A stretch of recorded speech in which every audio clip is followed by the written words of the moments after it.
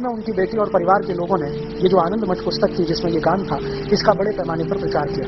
वो पुस्तक पहले बांग्ला में बनी, फिर बाद में उसका मराठी हुआ, हिंदी हुआ, तमिल, तेलुगु, कन्नड़, बहुत सारी भाषाओं में छपी और उस पुस्तक ने क्रांतिकारियों में जोश भरने का काम किया। उस पुस्तक में क्या था? ये पूरी व्यवस्था का विरोध करें, क्योंकि ये विदेशी है, आताताई है, ऐसा वो सब था। उसमें बहुत सारी ऐसी जानकारियां थी जो लोग सुनकर उबलते थे, जानकर उबलते थे। अंग्रेजी सरकार ने बार बार इस पुस्तक पर पाबंदी लगाई, कई बार इसके बहुत सारे अंश काट छांट दिए, कई बार इसको जलाया गया, लेकिन पुस्तक की मूल प्रति किसी न किसी रूप में सुरक्षित रही, तो ये आगे बढ़ती रही। 1905 में अंग्रेजों की सरकार ने बंगाल का बंटवारा कर दिया। एक अंग्रेज अधिकारी था करजन, उसने बंगाल को 2 हिस्सों में बांट दिया, एक पूर्वी बंगाल, एक पश्चिमी बंगाल। पूर्वी बंगाल था मुसलमानों के लिए, पश्चिमी बंगाल था हिंदुओं के लिए। हिंदू और मुसलमान के आधार पर यह भारत का पहला बंटवारा था। तो भारत के कई सारे ऐसे लोग जो जानते थे कि आगे क्या हो सकता है, उन्होंने इस बंटवारे का विरोध किया और बंग भंग के विरोध में एक आंदोलन शुरू हुआ। इस आंदोलन के सबसे प्रमुख नेता थे लाला लाजपत राय, जो उत्तर भारत में थे, बिपिन चंद्र पाल, जो बंगाल और पूर्व भारत का नेतृत्व करते थे, और लोकमान्य बाल गंगाधर तिलक, जो पश्चिम और मध्य भारत के बड़े नेता थे। इन तीनों नेताओं ने अंग्रेजों के बंगाल विभाजन के खिलाफ आंदोलन शुरू किया। और इस आंदोलन का एक हिस्सा था अंग्रेजों भारत छोड़ो, अंग्रेजी सरकार से असहयोग करो, अंग्रेजी कपड़े मत पहनो, अंग्रेजी वस्तुओं का बहिष्कार करो, और दूसरा हिस्सा था पॉजिटिव, कि भारत में स्वदेशी का निर्माण करो, स्वदेशी के पथ पर आगे बढ़ो। लोकमान्य तिलक ने इस आंदोलन को अपने शब्दों में स्वदेशी आंदोलन कहा। अंग्रेजी सरकार इसको बंग भंग विरोधी आंदोलन के नाम से कहती रही। लोकमान्य तिलक कहते थे ये हमारा स्वदेशी आंदोलन है। ये 6 साल चला। इस आंदोलन की ताकत इतनी थी कि अंग्रेजों के खिलाफ जो उन्होंने कहा वो पूरे भारत में स्वीकार कर। जैसे उन्होंने ऐलान किया कि अंग्रेजी कपड़े खरीदना बंद करो, करोड़ों भारतवासियों ने अंग्रेजी कपड़े पहनना बंद कर दिया। और उसी समय भले हिंदुस्तानी कपड़ा मिले, मोटा मिले, खादी का मिले, वही पहनना है। फिर उन्होंने कहा अंग्रेजी ब्लेड का बहिष्कार करो, तो भारत के लाखों नाइयों ने अंग्रेजी ब्लेड से दाढ़ी बनाना बंद कर दिया। वो उस तरह हिंदुस्तान में वापस लौटा। फिर लोकमान्य तिलक ने कहा अंग्रेजी चीनी खाना बंद करो, क्योंकि शक्कर उस समय इंग्लैंड से बनकर आती थी, भारत में गुड़ बनता था, तो हजारों लाखों हलवाइयों ने गुड़ डालकर मिठाई बनाना शुरू कर दिया। फिर उन्होंने अपील किया कि अंग्रेजी कपड़े से और अंग्रेजी साबुन से अपने घर को मुक्त करो, तो हजारों लाखों धोबियों ने अंग्रेजी साबुन से कपड़े धोना बंद कर दिया। फिर उन्होंने पुरोहितों को कहा कि आप शादी कराओ, अगर लड़के लड़कियों की, तो उनके शरीर पर अंग्रेजी वस्त्र ना हो, तभी शादी कराओ। अगर वो अंग्रेजी वस्त्र पहनकर शादी करें तो शादियों का बहिष्कार करो। तो पुरोहित समाज ने सूट पैंट टाई पहनने वाले दूल्हों का बहिष्कार कर दिया। इतने व्यापक स्तर पर यह आंदोलन फैला।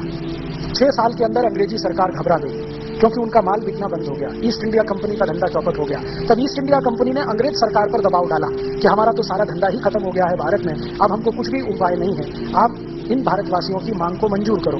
तो मांग क्या थी? एक मुख्य मांग थी कि बंगाल का जो बंटवारा किया है हिंदू मुसलमान के आधार पर, ये वापस करो, हमें संप्रदाय के आधार पर बंटवारा नहीं चाहिए। और आप जानते हैं कि अंग्रेजों की सरकार ने झुकना स्वीकार किया और 1911 में डिवीजन ऑफ बंगाल एक्ट कानून वापस लिया गया और बंगाल को फिर से एक किया गया। तब लोकमान्य तिलक को यह समझ में आ गया कि अंग्रेजों को झुकाना है तो इनका बहिष्कार ही सबसे बड़ी उपाय है और ताकत है। ये 6 साल जो आंदोलन चला 1905 से 1911, इस आंदोलन का मूल मंत्र था वंदे मातरम। ये जितने कार्यकर्ता थे, लोकमान्य तिलक, लाला लाजपत राय, बिपिन चंद्र पाल के साथ काम करने वाले, उनकी संख्या 1 करोड़ 20 लाख से ज्यादा थी। वो हर कार्यक्रम में वंदे मातरम का उद्घोष करते थे। कार्यक्रम की शुरुआत में वंदे मातरम गाते थे, कार्यक्रम के अंत में भी वंदे मातरम गाया जाता था। बाद में क्या हुआ कि 1911 में लोकमान्य तिलक और इन सब लोगों के दबाव में और बंगाल में इतना जबरदस्त आंदोलन हो गया, उसके दबाव में अंग्रेजों की सरकार ने भारत की राजधानी को कलकत्ता से दिल्ली शिफ्ट कर दिया। अंग्रेजों को ऐसा लगता था कि अब हम कलकत्ता में सुरक्षित नहीं है, क्योंकि बंगाल इस आंदोलन का केंद्र था। तो उन्होंने अपने को सुरक्षित करने के लिए कलकत्ता से भागकर दिल्ली में शरण ली और 1911 में दिल्ली भारत की राजधानी बन गई। उसके बाद अंग्रेजों ने एक दूसरा काम किया कि भारत के लोगों को शांत करने के लिए, जो अंग्रेजों के खिलाफ विद्रोह से भरे हुए थे, अंग्रेजी राजा को भारत में आमंत्रित किया। जॉर्ज पंचम भारत में आया सन 1911। और जब जॉर्ज पंचम भारत में आया तो इन अंग्रेज अधिकारियों ने जॉर्ज पंचम के स्वागत के लिए एक गीत लिखवाया और उस गीत का नाम है जन गण मन अधिनायक जय भारत भाग्य विधाता, क्योंकि इस गीत के सारे शब्द अंग्रेजी राजा जॉर्ज पंचम की स्तुति का गान है। जन गण मन अधिनायक, अधिनायक माने सुपर हीरो, भारत की जनता है, भारत के जो लोग हैं उनके तुम सुपर हीरो, तुम्हारी जय हो, माने कौन? जॉर्ज पंचम। इस गीत को जिन्होंने लिखा वो थे श्री रविन्द्रनाथ टैगोर। और रविन्द्रनाथ टैगोर की लिखी हुई एक चिट्ठी मेरे पास है, जो कभी समय आने पर मैं टीवी चैनल के माध्यम से पूरे देश को दिखाने वाला हूँ। उस चिट्ठी में उन्होंने अपने बहनोई को लिखा है, जो थे सुरेंद्रनाथ बनर्जी और लंदन में रहते थे, ICS ऑफिसर थे। उनको उन्होंने लिखा है कि ये गीत मेरे ऊपर अंग्रेज अधिकारियों ने दबाव डलवा कर लिखवाया है, वंदे मातरम के पैरेलल। क्योंकि उस समय भारत में हर जगह उद्घोष था वंदे मातरम का, हर क्रांतिवीर गाता था वंदे मातरम। और इस वंदे मातरम को और ज्यादा लोकप्रियता तब मिली जब भारत का सबसे कम उम्र का क्रांतिकारी खुदीराम बोस फांसी के फंदे पर चढ़ा तो वंदे मातरम कहते हुए चढ़ा। उसके बाद तो सभी क्रांतिकारियों ने इसको बना लिया कि फांसी पर जाएंगे तो वंदे मातरम गाएंगे। वो चाहे भगत सिंह हो, चाहे अशफाक उल्लाह हो, चाहे ऊधम सिंह हो, चाहे शशीन्द्र नाथ सान्याल हो, चाहे कोई भी हो, सबने फांसी पे चढ़ने को स्वीकार किया वंदे मातरम के घोष से। अंग्रेजों को इससे बहुत चिढ़ होती थी, तो अंग्रेजों का ये कहना था कि इसके पैरेलल कोई गाना प्रचारित किया जाए। और उस समय 1911 में आपको मैं ऐतिहासिक जानकारी दे रहा हूं कि रविन्द्रनाथ टैगोर का परिवार अंग्रेजों के बहुत नजदीक था। रविन्द्रनाथ टैगोर के परिवार के ज्यादातर लोगों ने अंग्रेजी ईस्ट इंडिया कंपनी में काम किया। उनके बड़े भाई जो अवनींद्रनाथ टैगोर थे वो ईस्ट इंडिया कंपनी के बहुत सालों तक कलकत्ता डिवीजन के डायरेक्टर रहे। काफी पैसा उनके परिवार का ईस्ट इंडिया कंपनी में लगा था, तो अंग्रेजों से बहुत सहानुभूति थी रविन्द्रनाथ टैगोर की। ये सहानुभूति खत्म हुई 1919 में जब जलियांवाला बाग हत्याकांड हुआ और गांधी जी ने रविन्द्रनाथ टैगोर को गाली देते हुए कहा कि अभी भी तुम्हारी आंखों से अंग्रेजियत का पर्दा नहीं उतरता तो कब उतरेगा? तुम अंग्रेजों के इतने चाटुकार कैसे हो गए? तुम इनके इतने समर्थक कैसे हो गए? आप जानते हैं 1911 में ये गान जब लिख दिया तो उन्होंने अपने बहनों को कहा कि ये गान तो मैंने अंग्रेजों के कहने पर लिखा है, शब्दों का अर्थ अच्छा नहीं है, इसलिए कृपया इसको न गाया जाए तो अच्छा है। लेकिन अंत में एक लाइन लिख दिया कि ये चिट्ठी किसी को न दिखाएं क्योंकि मैं सिर्फ आप तक ये सीमित रखना चाहता हूं, कभी मेरी मृत्यु हो जाए तो जरूर सबको बताएं। 1941 में रविन्द्रनाथ टैगोर की मृत्यु हो गई। तब बनर्जी साहब की कृपा से ये चिट्ठी लोगों के सामने आई, उसकी एक कॉपी मेरे पास भी है और उन्होंने पूरे देश को कहा कि जन गण मन को न गाया जाए। उसी बीच में कांग्रेस पार्टी थोड़ी उभर चुकी थी और एक बड़ा संगठन बन चुकी थी। कांग्रेस में जब तक लोकमान्य तिलक थे, लाला लाजपत राय थे, विपिन चंद्र पाल थे, तब तक वंदे मातरम ही गाया गया। बाद में आप जानते हैं कि लोकमान्य तिलक का कांग्रेस के नेताओं से मतभेद हुआ और कांग्रेस के नेताओं में उनका सबसे ज्यादा मतभेद हुआ पंडित मोतीलाल नेहरू के साथ, क्योंकि मोतीलाल नेहरू जी की योजना ये थी कि अंग्रेजों के साथ कोई संयोजित सरकार बने, कोलिशन गवर्नमेंट, और उसके लिए वो बार बार कहते थे। और लोकमान्य तिलक कहते थे कि अंग्रेजों के साथ मिलकर सरकार बनाना तो भारत के लोगों को धोखा देना है। तो इस मुद्दे पर मतभेद था, तो ये कांग्रेस से निकल गए। तो फिर इन्होंने एक गरम दल बनाया। तो कांग्रेस के दो हिस्से हो गए, एक नरम दल, एक गरम दल। गरम दल के लीडर लोकमान्य तिलक, लाला लाजपत राय, विपिन चंद्र पाल, ये सब बड़े कांग्रेस के लीडर थे। तो ये हर जगह वंदे मातरम गाते थे। फिर ये नरम दल वाले ज्यादातर अंग्रेजों के साथ रहते थे, अंग्रेजों की कहना, अंग्रेजों की सुनना, उनके नजदीक जाना, उनकी मीटिंगों में शामिल होना वगैरह वगैरह, और वो हर समय अंग्रेजों से समझौते के मूड में रहते थे। तो जब 1911 में ये गाना लिख दिया तो ये नरम दल वालों ने इस गाने को गाना शुरू कर दिया। कई बार ये गरम दल वालों को चिढ़ाने के लिए गाना गाया करते थे।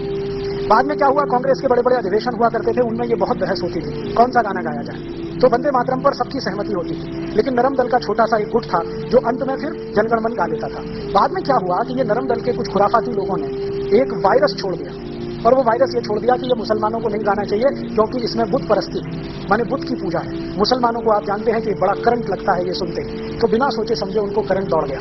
तो जो मुस्लिम लीग के नेता थे, क्योंकि मुस्लिम लीग 1906 में बन चुकी थी और उसी के कहने पर बंगाल का विभाजन भी हुआ था, तो मुस्लिम लीग के नेताओं में करंट दौड़ गया। मोहम्मद अली जिन्ना जब इसके प्रेसिडेंट बने तो इन्होंने इसके खिलाफ बोलना शुरू कर दिया कि वंदे मातरम सांप्रदायिक गाना है, हम इसे नहीं गाएंगे। फिर इन्होंने क्या किया कि दुश्मनी निकालने के लिए जहां भी वंदे मातरम गाया जाता था वहीं पर जनगण मन गाते थे, जहां वंदे मातरम होता था वहीं जनगण मन होता था। तो एक तरह से जनगण मन और वंदे मातरम में कंपटीशन शुरू करा दिया।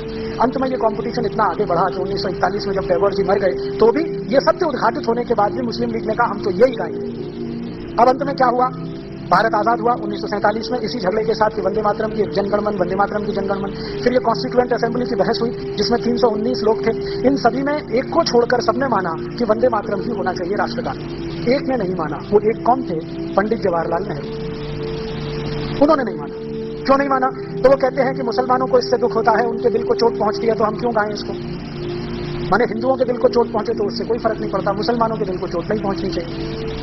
और नेहरू जी कहते थे कि इस समय मुस्लिम लीग की राजनीति चल रही है, भारत का बंटवारा किया है, इसका तोड़ करने के लिए मुसलमानों को साथ रखना जरूरी है, तो उनकी इन बातों को मान लेना ही अच्छा है। तो नेहरू जी बार बार यही तर्क देते थे। अंत में क्या हुआ कि सभी कॉन्स्टिट्यूएंट असेंबली के मेंबर्स ने कहा जी हमको तो ये बैठता नहीं है जनगण मन, तो फैसला कौन करे। तो गांधी जी के पास पहुंचे, तब तक गांधी जी जीवित थे। तो गांधी जी ने कहा कि जनगण मन के पक्ष में तो मैं भी नहीं हूं और तुम वंदे मातरम के पक्ष में नहीं हो, तो कोई तीसरा गाना निकालो।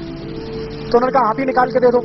तो गांधी जी ने एक गाना निकाल के दिया जो हमारा बाद में झंडा गान था, उसके पहले वो झंडा गान नहीं था। विजयी विश्व तिरंगा प्यारा, झंडा ऊंचा रहे हमारा, इसकी शान न जाने पाए चाहे आन भले ही जाए। ये जो गाना था गांधी जी ने कहा इसको बना लो, तो नेहरू जी उस पर भी तैयार नहीं। अब नेहरू जी का तर्क क्या था? नेहरू जी का तर्क था कि ये गाना ऑर्केस्ट्रा पे नहीं बज सकता और जनगण मन ऑर्केस्ट्रा पे बज सकता है। और जनगण मन आप जानते हैं अंग्रेजों का लिखवाया हुआ गीत था जॉर्ज पंचम के स्वागत के लिए। इसके एक एक शब्द को ध्यान दें। जन गण मन अधिनायक जय हे, तुम्हारी जय हो। भारत भाग्य विधाता, तुम भारत के भाग्य विधाता हो। पंजाब सिंधु गुजरात मराठा द्राविड़ उत्कल बंग, विंध्य हिमाचल यमुना गंगा उच्छल जलधि तरंग, तब शुभ नामे जागे, हम तुम्हारे नाम की शुभकामनाओं के लिए तब शुभ आशीष मांगे, आशीष मांगते हैं, तुम्हारी जय हो जय हो जय हो। जॉर्ज पंचम ने जब ये सुना तो उसको अर्थ तो समझ में नहीं आया, फिर उसने इंग्लिश ट्रांसलेशन कराया तो जॉर्ज पंचम का स्टेटमेंट था कि इतनी खुशामद तो मेरी इंग्लैंड में भी कोई नहीं करता। बहुत खुश हुआ जॉर्ज पंचम। कौन है रविन्द्रनाथ टैगोर, बुलाओ मेरे पास लेके आओ। तो रविन्द्रनाथ टैगोर को परिचय कराया गया। अंत में जॉर्ज पंचम जब विदा हुआ तो उस समय की वो नोबेल प्राइज कमेटी का चेयरमैन भी था, तो उसने रविन्द्रनाथ टैगोर का नाम नोबेल प्राइज के लिए रिकमेंड कर दिया क्योंकि वो उनके गीत से प्रभावित था। अब रविन्द्रनाथ टैगोर के लिए संकट खड़ा हो गया कि जिस गाने को वो खुद अच्छा नहीं मानते, दबाव में लिखा हुआ है, उसी पर नोबेल प्राइज मिल रहा है। तो उन्होंने अंग्रेजों से कहा कि कम से कम एक कृपा करो मेरे ऊपर कि पूरे देश में ये प्रचारित करो कि मेरी गीतांजलि पर यह मिल रहा है नोबेल पुरस्कार। तो हम सब जानते हैं कि गीतांजलि पर नोबेल प्राइज मिला है। गीतांजलि में कोई दम नहीं है कि उसको नोबेल प्राइज दिया जा सके। मैंने गीतांजलि कई बार पढ़ी है, ऐसा कुछ दम नहीं है। उससे ज्यादा अच्छी कविताएं इस देश में बहुत सारे कवियों की लिखी गई हैं, लेकिन छुपा दिया उन्होंने इसको और पूरे देश में प्रचारित कर दिया कि ये गीतांजलि पर मिल गया। वास्तव में हुआ ये था कि जॉर्ज पंचम का इतना चाटुकारिता भरा गान जो गा दिया, उस पर वो खुश होकर नोबेल प्राइज दे गया। गांधी जी को जब ये सच्चाई पता चली तो 1919 में जब जलियांवाला बाग हत्याकांड हुआ तो गांधी जी ने बहुत कड़क पत्र लिखा रविन्द्रनाथ टैगोर को, और वो पत्र आप पढ़ेंगे तो रो देंगे। इतनी गालियां शब्द शब्दों में वो दे सकते थे, वो उन्होंने दिया। फिर खुद गांधी जी मिलने गए कि तुम अभी तक अंग्रेजों की स्वामी भक्ति में डूबे हुए हो, अभी भी उनका सहयोग कर रहे हो, ये हमारे भारत के लोगों को मार रहे हैं, काट रहे हैं, कब इनका साथ छोड़ोगे। तब रविन्द्रनाथ टैगोर ने अपनी उपाधियां वापस की और अंग्रेजी सरकार के खिलाफ उन्होंने लिखना शुरू किया। 1919 के पहले रविन्द्रनाथ टैगोर के लिखे गए लेख सब अंग्रेजी सरकार के समर्थन में है। फिर 1919 के बाद उन्होंने जो लेख लिखे हैं वो थोड़े थोड़े उनके विरोध में गए। तो जनगण मन ऐसा गान है जो उन्होंने लिख दिया जॉर्ज पंचम के लिए, और हम हिंदुस्तानियों ने पंडित नेहरू के कहने पर उसको राष्ट्रगान बना लिया। जबकि 318 सांसद, संसदीय समिति जो थी ना, कॉन्स्टिट्यूएंट असेंबली के 318 लोग वो कहते थे कि वंदे मातरम होना चाहिए, अकेले नेहरू जी कहते थे जनगण मन होना चाहिए। और नेहरू जी माने वीटो उस जमाने का। आप में से बहुत सारे बुजुर्ग जिन्होंने नेहरू जी को देखा है यहाँ है। नेहरू जी माने वीटो, नेहरू जी ने जो कहा वही कानून, नेहरू जी ने कहा वही आदेश, नेहरू जी ने कहा वही कैबिनेट का फैसला। और जो नेहरू जी ये धमकी दें कि मैं सरकार छोड़ रहा हूं तो पूरी कांग्रेस हिलना शुरू हो जाती। उस जमाने में India is Nehru, Nehru is India ये नारा, बाद में Indira is India, India is Indira ये नारा। तो इस तरह का वो था, जैसे नीरो के समय में, जैसे क्लॉडियस के समय में, वैसे ये। तो नेहरू जी का कहना माने अंतिम वाक्य तो कांग्रेस ने स्वीकार कर लिया कि भाई यही ठीक है। फिर इन्होंने तब तक इसको लटका कर रखा जब तक गांधी जी की हत्या नहीं हुई। गांधी जी की हत्या के बाद इसको पिटारे में से निकाल दिया और जनगण मन को राष्ट्रगान घोषित किया। अब विद्रोह की स्थिति ना आए पूरे देश में तो वंदे मातरम को राष्ट्रगीत का दर्जा दे दिया कि भाई ये भी चले और ये भी चले, वो जो क्या कहना दोनों को संतोष है। तो ये है इतिहास। और आज हिंदुस्तान की सरकार ने एक सर्वे किया है पूरे हिंदुस्तान का, और वो रिपोर्ट अभी आई है थोड़े दिन पहले, अर्जुन सिंह की मिनिस्ट्री में है। वो रिपोर्ट में ये पूछा गया था भारत के लोगों से कि आपको कौन सा गाना ज्यादा पसंद है, जनगण मन या वंदे मातरम। 98.8% लोगों ने कहा है वंदे मातरम। फिर अभी थोड़े दिन पहले बीबीसी ने एक सर्वे किया है, ब्रिटिश ब्रॉडकास्टिंग कॉर्पोरेशन, उन्होंने एक स्पेशल फीचर बनाया है वंदे मातरम पर, जो आजकल दिखाया जा रहा है लंदन में। तो बीबीसी ने एक सर्वे किया है कि जहां जहां भारतवासी रहते हैं दुनिया में उनसे पूछा जाए, तो उन सर्वे में से 99% लोगों ने कहा है वंदे मातरम। और बीबीसी के सर्वे से एक नई जानकारी मिली है कि दुनिया में सबसे लोकप्रिय गानों में वंदे मातरम दूसरे नंबर पर है। दुनिया में बहुत सारे देश इसको समझते नहीं है, लेकिन इसकी जो लय है ना और इसका जो संगीत है वो कहते हैं कि ये हम में जज्बा पैदा कर देता है। इसमें संगीत और लय देने का काम किया था पंडित विष्णु दिगंबर पलुस्कर ने। बहुत बड़े संगीतज्ञ थे, हम सब जानते हैं। विष्णु दिगंबर पलुस्कर ने इसकी लय बनाई, और इसमें ये जो आज जिस लय में हम गाते हैं ना, ये उनकी दी हुई है, विष्णु दिगंबर पलुस्कर की। उन्होंने ये लय बनाकर गाना शुरू किया और बीच में जो संगीत भरा गया है वो भी उन्हीं के समय का है। बाद में ये वंदे मातरम लता मंगेशकर ने गाया, आशा भोसले ने गाया, थीम वही है जो विष्णु दिगंबर पलुस्कर की है। तो ये इतिहास है वंदे मातरम का और उसके साथ है जनगण मन का। अब हम तय करें क्या गाना है।